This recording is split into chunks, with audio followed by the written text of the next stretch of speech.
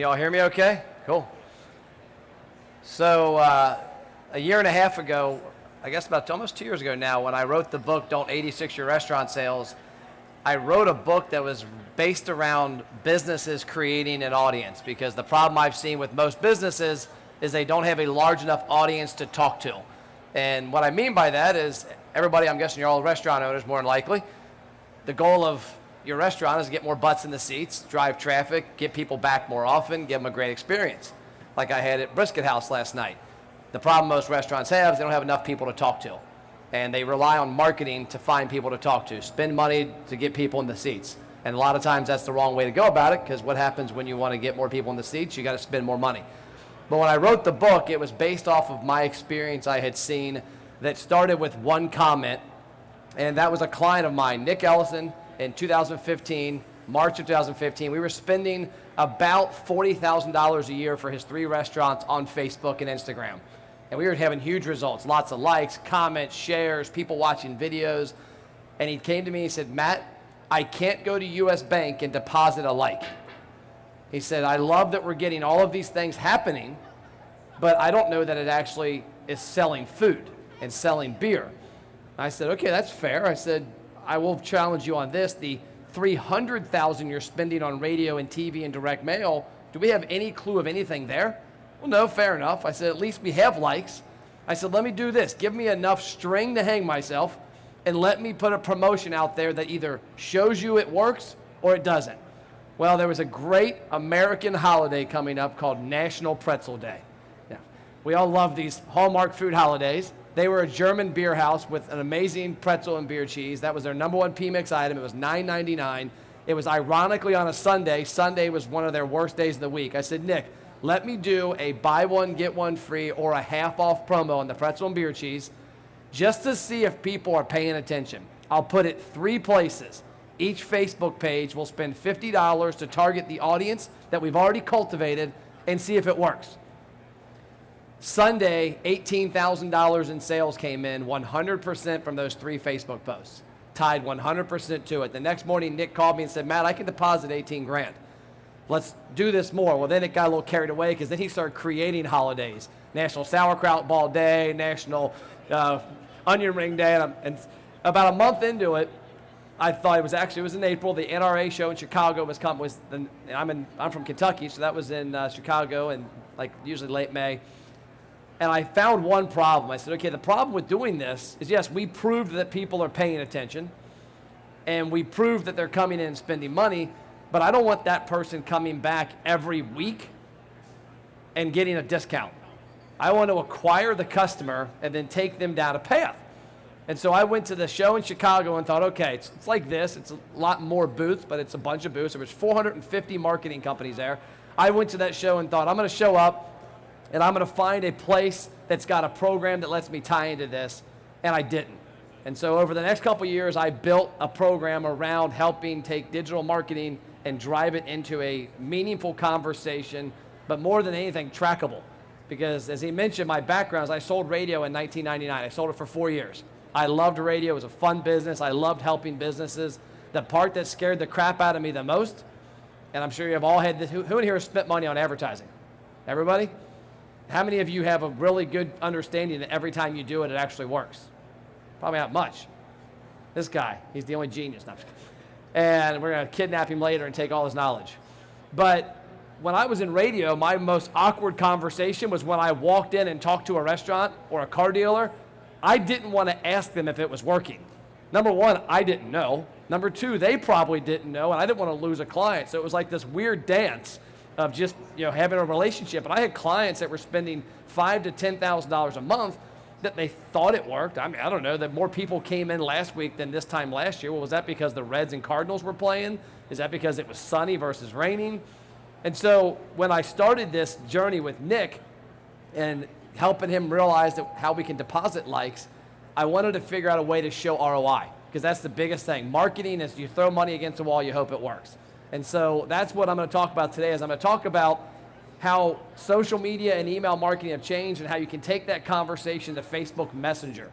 Is anybody here using Facebook Messenger from a business standpoint? I know that guy is. You are?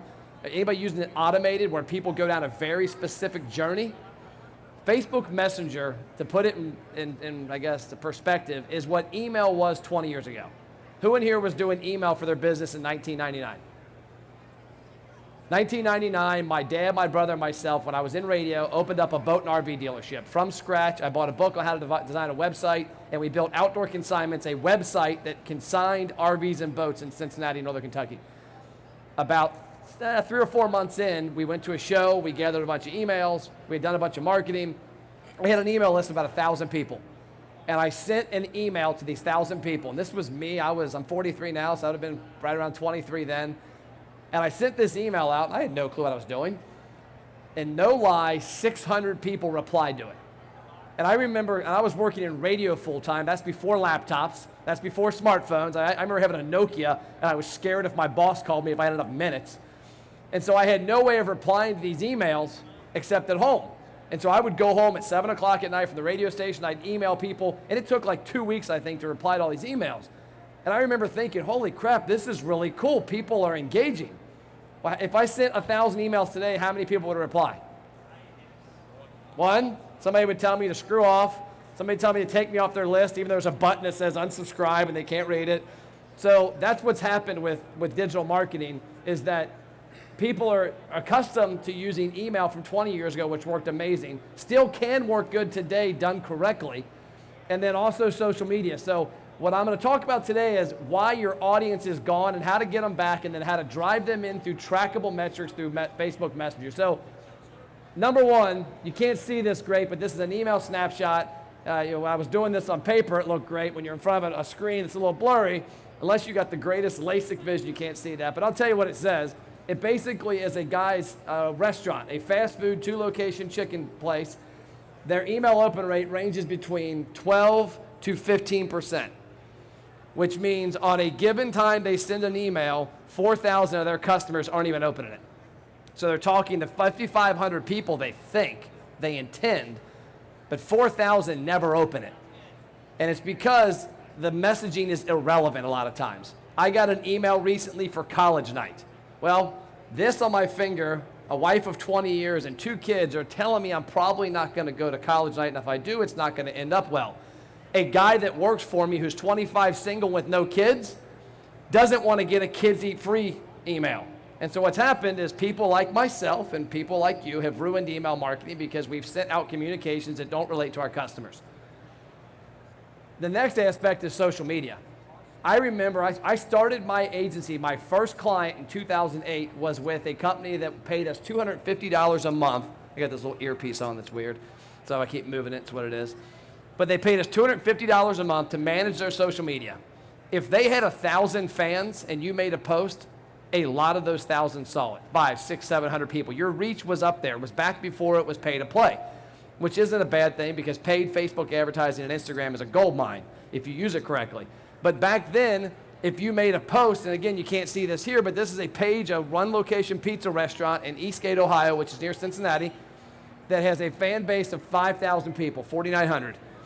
On average, about 500 people see those Facebook posts.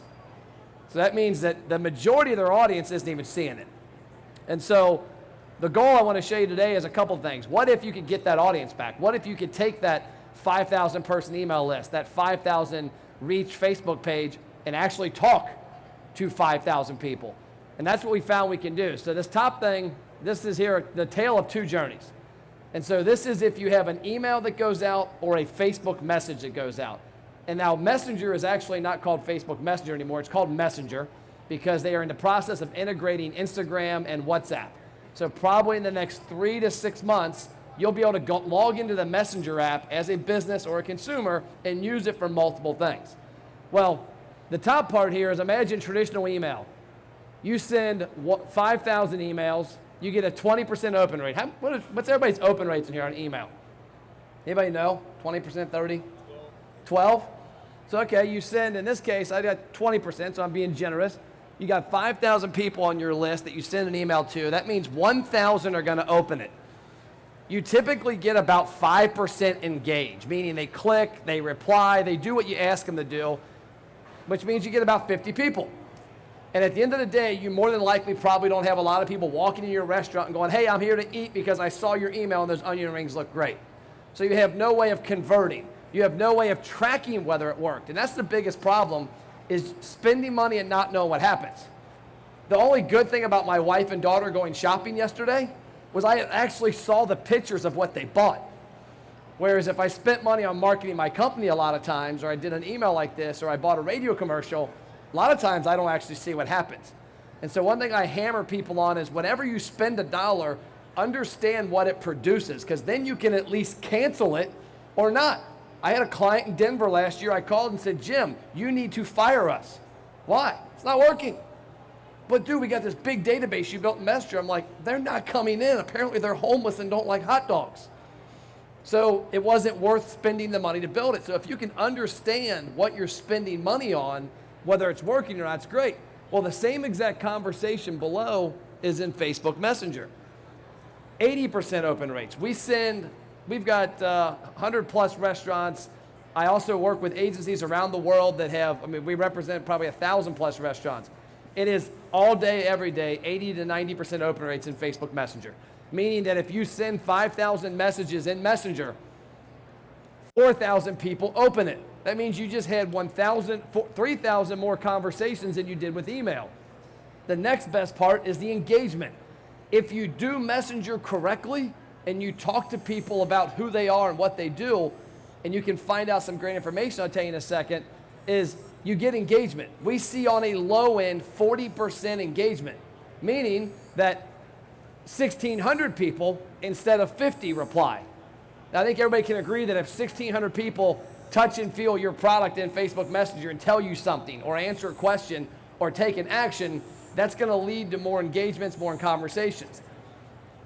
Conversion, as I'll show you in a second, we've got it built where we can track what people do in Messenger. I can track that they get a promotion from you.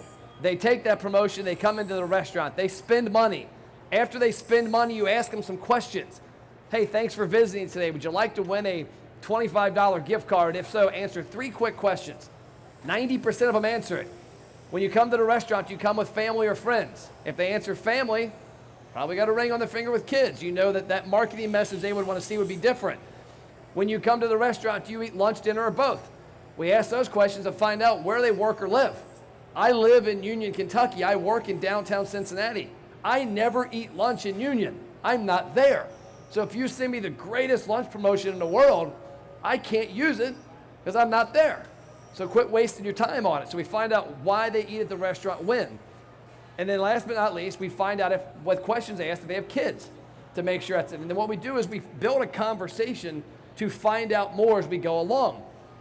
You know, are they sports fans? Are they not sports fans? Are they soccer fans? Are they baseball, football? And the goal over the course of 6 months to a year is to build out a profile that, hey, we've got 5,000 people in Facebook Messenger, of which 1,500 are married, 2,000 aren't, 700 have kids, 1,700 don't. These like motorcycles, these like the Bengals, the Reds, whatever. So normally I say Bengals somewhere and people boo me because Midwest down here you guys laugh like Bengals. Is that a tiger? So the conversation is there. Now here's the next part of this. As I'll show you in a second, we use Facebook and Instagram to drive engagement. Because the more engagement you drive, the more Facebook likes you. This is an example, again, you can't see it. But if you were to see it, there's a little orange circle on that top timeline. That is when we kicked off this promotion with this restaurant. Their average Facebook post went from being seen by 500 to 600 people to being seen by 1,300 to 1,500 people. Why? As I'll show you in a minute, we got a lot of engagement. We took that engagement not off of Facebook onto a landing page. We took it into Facebook Messenger. Facebook loves it when you keep their stuff. It's like here, you have soft drinks at your burger place, right? Imagine if you didn't have soft drinks. You wouldn't want somebody to go next door and get soft drinks because then they buy their fries there. Well, that's what happens with a lot of marketing, is a lot of marketing plans take people off of the medium. Like a grocery store would never send you down the street to get milk. Oh, the bread's over there, the milk's here, we only have peanut butter. Well, Facebook and Instagram are the same. They want you to stay in their globe, their world. And so we're taking them from Facebook or Instagram into Messenger, their own property, Facebook's algorithm sees that. So they see, as I'll show you here in a second, how that got a lot of exposure. So I'll get to that in a couple minutes. But the biggest thing I want to talk about here with all this now is we've got Facebook Messenger, which gets a lot of great open rates and engagement. We've got social media reach, which can come back if you do it correctly. But the biggest part is understanding how to build your audience. I have a saying that I use a lot on the left. That's my drawing. I'm an amazing artist. I don't know what this guy is cutting back here, but sorry, I'm like that little dog that's like squirrel, squirrel, and I see him cutting. I don't know if that's good food or he's sharpening knives. But this graphic on the top left was something I drew. And it's something I always preach about, is that businesses, especially restaurants and retail companies, always spend money on advertising to drive sales. How many people in here have had a conversation that said, hey, last month sucked, we need to up it next month and spend some money and buy radio, direct mail? You guys have all done something, right, to try and trigger sales? Well, what's happened is you've rented an audience. Why can a radio station charge $200 for a commercial? Because they have an audience they've cultivated that is listening. And so you're buying their audience. Well, the problem is when you spend money to advertise your company to drive sales, all you've done is rented and you have a short-term success. What I ask everybody, whenever you spend $1 on marketing, is how is it helping me build an audience? Driving an Instagram following, driving a Facebook following, building an email list, a messenger list, a text list, hell, a direct mail list. Do something to drive data so that you have an audience that you own. Because if in a year you're sitting here and you have 5,000 more people on a messenger list that is your database, and you go, hey, last week was terrible because the Bengals were in town and nobody went to the game. Let's do something different. And you got a list that you can now talk to in a different manner. So that's why I always hammer people is spend money to build an audience, not to drive sales. And that's what, if you do that, you can now keep going back to your audience. On the right, this is a one-location pizza business that I showed you in that post. They've got 5,200 people in a messenger database. You can see every dollar they spend in their marketing is going to build that messenger and email list so they can constantly go back to it. So this is a Facebook post for that restaurant, one-location pizza place. If you guys can see this number on the very bottom that says 4,800 comments. Has anybody in here ever had a Facebook post get 4,800 comments? You haven't. I know you haven't because I scoured the internet for it. I compared this location in a case study to Culver's national campaign and beat them. The reason is you build social media to get engagement. What happened with this Facebook post, how I showed you earlier, how those people, their Facebook engagement went up, how they went from reaching 500 people to 1,500 people, is that we had a post that got a lot of attention. Facebook saw this and said, hey, this page typically gets 7 people comment, and it's typically the owner's wife and mom and cousin. Now it's got 4,800? What's going on? Well, what Facebook does, they look and say, okay, birds of a feather flock together. Let's start showing people that look like these 4,800 people. Well, the next level to that is whenever people commented on this, they went into a Facebook Messenger program. In Facebook Messenger is a product we use called ManyChat. ManyChat is a software that ties into Facebook Messenger and Facebook. And what it allows you to do is trigger audiences. So in this case, it's called the comment growth tool.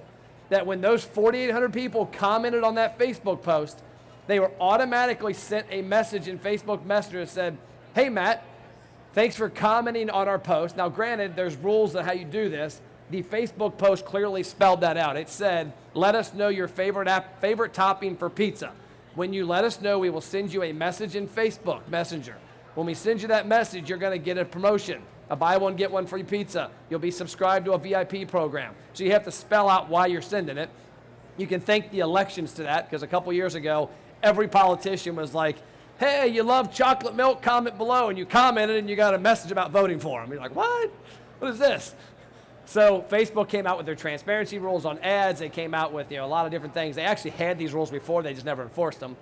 But what happens is when people comment on that post, it takes them to Messenger. And we say, hey, Matt, thanks for commenting.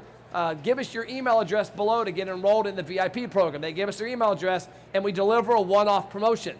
The reason we deliver that one-off promotion is to drive them into the restaurant. Why? Do I want a discount? No. But I want to prove that the people that opted in will actually take action. If you look me up on Facebook, I'll give you a little thing in a minute. You can send a message in and it'll do this. But I looked yesterday. I did a video yesterday on Facebook. If you look, you'll see a Matt Plapp, and it's got this on it. That's not a fist, by the way. That's MP. But you'll see that, and that's my logo. And you can see the page. I did a video last night in the hotel room. A company we work with, a 10-location pizza restaurant in Arkansas. Their campaign kicked off almost 3 weeks ago. We've spent around $800 on the ads on Facebook and Instagram. It's built a database of like 1,700 people. 19% of those people have come in the restaurant within 3 weeks already and spent like $3,800. And the cool part about that is I can now attribute, okay, I did this marketing effort. I built this audience spent money. When you can prove that, now you're able to tangibly put a number behind your efforts. But then you're also able to market better because Facebook sees that. Facebook sees that people not only saw your ad, but they engaged in your ad, they engaged in Messenger multiple times, and then if you do it correctly, you build a custom audience, and you tell Facebook, hey, Facebook, you targeted these 10,000 people last time we marketed. Now I want you to target these 10,000 people who look just like the people who spent money in my restaurant the past 6 months. And now Facebook's algorithm goes, oh, okay. Because a lot of people don't realize when you're on your phone, and they'll say you put a post for on your Facebook page for your business or on Instagram, and a consumer scrolls by and doesn't stop. Does anybody know what that's called? It's called negative feedback. Facebook's algorithm knows that Mark didn't stop on that Facebook post. And their algorithm says, hey, Mr. Restaurant, you're not doing your job. You targeted Mark, and Mark didn't stop. You get enough negative feedback, your campaigns don't work as well. But on the other hand, when you get a Facebook post that gets 4,800 people that not only stop, typically click something, but also comment, now they go, oh man, they got a lot of positive feedback, and they charge you less. Imagine if you charged customers less for being a good customer and eating. Imagine if you walked out and you saw me sitting there being a jerk, and you had my brother next to me who's a lot nicer than me, and you said, hey Sam, your burger is $3 a day, Matt's is $8. That doesn't happen. Facebook's does, Instagram's does, Google's does, YouTube's does. Their algorithms are set up to reward businesses that use the platform the best. Because if people have a negative experience on Facebook or Instagram or Messenger, they don't use it as much. When they don't use it as much, what can't Facebook sell? Advertising. So the cool part about Messenger also that I love is that you can chart out a journey. So, and by the way, do you have a time on me? Huh? Okay, cool. My bad. I talk a lot, so I could be here till like 10 p.m., and I don't want to get security in here. I already got yelled at for the carpet in my booth. I don't need to have security after me. But the cool thing I love about this is where a lot of people mess up on marketing. This is why I love Messenger, is you can chart out a journey. So what you're seeing here is month one, acquire new customers. When we acquire a new customer, and if you, by the way, if you want this, let me know afterwards. I can email this whole thing to you. I can give it to you, all the information on it. And also, if any of you want to have a conversation or a copy of my book, I've got some back in my booth, but I've got them here as well. You can have a free copy of the book. It lays out a lot of this. But it's a conversation that's charted out based on the customer's conversation with us. So month one, you can see up there it says acquire new customers. Well, below there it talks about get their birthday and send a survey.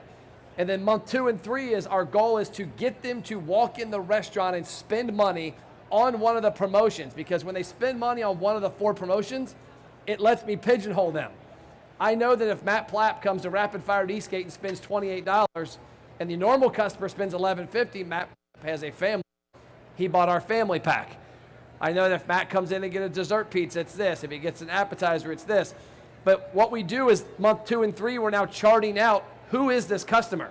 And what happens by month 4, and this is a rolling number because people that opt in January get the month 4 and March and April. When people roll in the month 4, I've got so much data on them that I can have a really specific conversation. I can talk to people about that are female, that are male, that are married, that are single, that have kids, that don't have kids, that spent $5 on their last visit or spent $20. A great example, I said, I'm the jerk, my brother's a little nicer. My brother's the cheap one, I'm the one that spends money stupidly. So restaurants would love me. If you see me in a database, you see my brother who tips 15% exactly. Sam, if you're watching, sorry, but it's just what it is. Because I got it on Facebook Live over here. But, and also he's more money conscious, and he might spend $15 on this. I don't really pay attention. I just spend it. I'm like, you know what? I might die tomorrow. We'll have fun. I got insurance. The kids will be good. You can have that conversation differently. And it also allows you to walk people down a different line. So that's the goal of that last part, is how can I build a lot of data and have a conversation with people based on what they've done in the past, not based on guessing. This is the part of why I love radio from my past, and it gave me a lot of insight into marketing. I hated it because it's such BS. A lot of marketing is. You have no clue who's actually listening or watching. That if you go out and say, hey, we're a radio, like my radio station I worked at, WGRR, we targeted 35 plus men and women. It was an oldie station. It was baby boomers. We didn't know who actually was listening. But on digital media, you know. When I send out a message in Messenger to my database in month 4, and we send out 8 messages. I had a meeting Friday with my team in Cincinnati, and we were scoping out the audience. And I said, we have to do a better job, because we do a pretty good job. I think we need to do an amazing job. We've got 8 different audiences pretty much at all times. There's no reason we shouldn't be having a specific conversation every time with those 8 audiences, because the more specific you get, the better. Has anybody ever watched one of those TV commercials that comes up and says, are you a male that has this problem? You go, no. Do you sleep at night like this? And you ever seen those? They ask you like questions, and you always jokingly go, no, no, no. Well, the cool thing about this in Messenger, when you build it correctly, you don't have those questions because you already know. You know that I'm a guy. You know that I'm married. You know that I have kids. You know I've redeemed 3 offers. You know I've spent more than the average customer. And you know I redeemed a dessert pizza. So you send me a message like I'm going to show you here in a second that has a very specific call to action. So again, you can't see this, but this is the dashboard in Facebook Messenger. These are broadcasts that were sent from September to February. Very similar to your email marketing. The top one was a test. Don't pay attention to that. But you'll see in the far right, there's 2 columns that are a pinkish color. The left one is the read rate or the open rate. The right one is the engagement rate. I'll read them to you. The read rate starting at the top, 88%, 84%, 97%, 92%, 94%, 95%, 99, 98, 96. Has anybody in here besides Al Gore, when he created the internet, ever had 96% email open rates to a big audience? No, you haven't. The cool part about this, you'll see on October 10th, there was a combo meal broadcast sent to 623 people. So ask yourself this, if you're a restaurant, if you're James from Kirby's, and you have a list of 5,500 people, why would you only send a message to 500, 600 people, 623? Because we know who they are. We don't have to waste the communication. It's like if you sent me an email tomorrow or a message tomorrow on a Ford Mustang, it would not appeal to me. I don't like Ford Mustangs. But if you sent me one on a Ferrari, I'm like, hell yeah. It's the same thing here. We're having conversations with specific audiences. And if you look, this client has 5,600 people in their database. These messages, top to bottom, sent 1,400, 2,200, 14, 37, 4,000, 27, 623, 721, 21. The only one that was sent to a mass audience, 4,095, was their calzone broadcast. It was a quick 5-second GIF type video in Messenger to announce they had calzones. Had no call to action, just guess what we have now, calzones. They never had them. Guess what they sold a ton of the next 2 weeks? Calzones. People came in like, bro, I saw the broadcast. Good customers. So here's what I was talking about a minute ago. This is a conversation in Messenger. And this is the cheesy stick, and we also did this with the dessert pizza. We targeted, in this case, 2,129 people. And we targeted those people based off of their past purchasing behavior in Messenger. And to give you a quick example how this works, because you might be confused, because a lot of this is easy to me. You send a promotion in Facebook Messenger. I walk into your restaurant. I sit down, I eat lunch. Your server comes up with a check. You go, oh, by the way, I've got my free Parmesan fry. Oh, sweet. Do me a favor, take your phone out, show it to me. Let's click redeem twice, because there's a fail safe. Enter 1833, that's your net check amount. Click redeem, boom. Now you know Matt Plapp came in, redeemed this promotion, got this much money. The customer knows how to do it, especially up to the first time. The server knows how to do it because it's really easy. But that allows us to track And so when we track that, we now then turn around and we send a message to 2,129 people that are very specific around this cheesy stick promo. Well, guess what happened? It was delivered to 2122. So it wasn't delivered to 7 people. They probably had turned Facebook off, on vacation, who knows what. 2,109 of 2,122 opened it. I'm not showing you this example because it's our best. I'm showing you it's pretty damn common. Because when you have a specific conversation, people pay attention. I've seen this so many times in marketing gone wrong. People show marketing to people that doesn't relate to them. I also own a CrossFit gym. When I get on Facebook, because of my Amazon purchases, I will see stuff from different companies selling me chalk for the gym, climbing ropes, GHD machines. If I were to get on there and see women's workout apparel, I should be concerned. Either they're bad advertisers or I have a habit I don't know about. So, you're supposed to laugh. There we go. I got some good laughs there. So the conversation was opened by 99%. The very bottom part, 47.7% of the people clicked the message. And this message was basically asking them a question about the restaurant to get them to engage in a non-sales manner. When they clicked the message, it opened up a conversation. And within a month, 150 people came in and spent $2,500.